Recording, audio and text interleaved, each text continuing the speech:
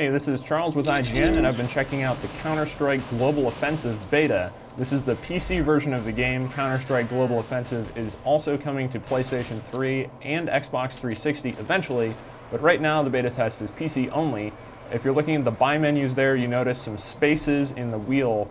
That is because this is a beta and not all of the content is yet in the game. So not all of the maps are in here, not all of the weapons are in here. Those will be filled out eventually by final release, but for now we're just left with a slice of what will become the full experience of Counter-Strike Global Offensive.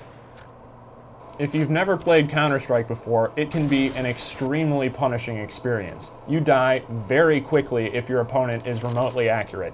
If you do manage to survive a firefight, you can't just go hide in the corner and expect your health to regenerate. This is a classic style of Counter-Strike gameplay in Global Offensive. Valve has stayed very much true to the roots of the franchise, so there's no regenerating health. Every shot you take, every move you make can pretty much mean death if you're not careful. So you can't just go flying into a room and spray bullets all over the place and expect to achieve any kind of success. A player who is accurate, who burst fires, who knows the map, who works with their team to be in the best position to fire at all approach angles is going to take you out very quickly and make you pay for your mistakes. In terms of game modes, what you find in the beta right now is just Defusal on Dust and Dust 2. There are hostage rescue maps as well, they're just not available right now to play in the beta. On a Defusal map, the terrorists will try to run to 2 plant sites and plant the bomb at one of them.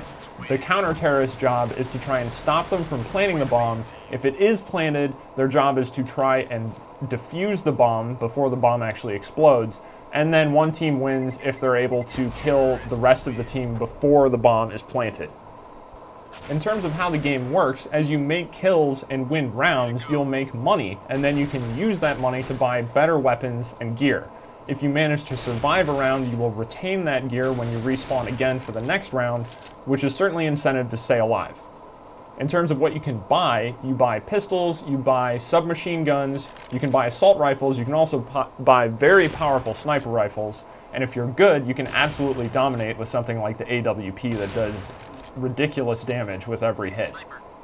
You can also buy a number of grenade types, which include explosives, you can buy smoke to obscure the sight of enemies, you can buy flashes to stun enemies, essentially blinding them, and you can also buy Molotov Cocktails, which, if you probably know how a Molotov cocktail works, but if you don't, it spreads fire on the ground when shattered, which in Counter-Strike Go essentially sets up a temporary wall. So if you throw down a Molotov cocktail, the opponent can't really go through that space unless they want to take damage over time by walking over the fire.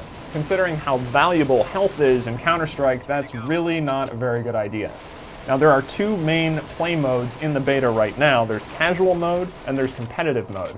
In casual mode, you start out with more money, so right from the beginning you can buy better weapons. You also start out with body armor, which means you don't have to pay for extra protection, and you can spectate all when you die, and there's no friendly fire.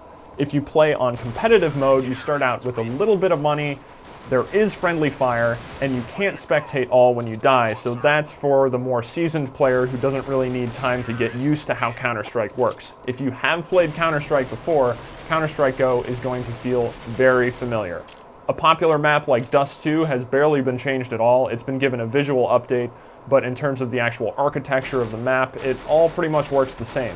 Dust has been changed a little bit. You get a few more access points in the underpass area that weren't there before that I think actually make for a better map. It makes for easier flow and makes, if you want to attack through underpass as a terrorist, certainly a lot easier to do that. If you're going to be totally new to the Counter-Strike experience when Global Offensive is ready sometime in 2012, then there's going to be a learning curve to this game. Lots of people still play this game on Steam, its original version, its source version.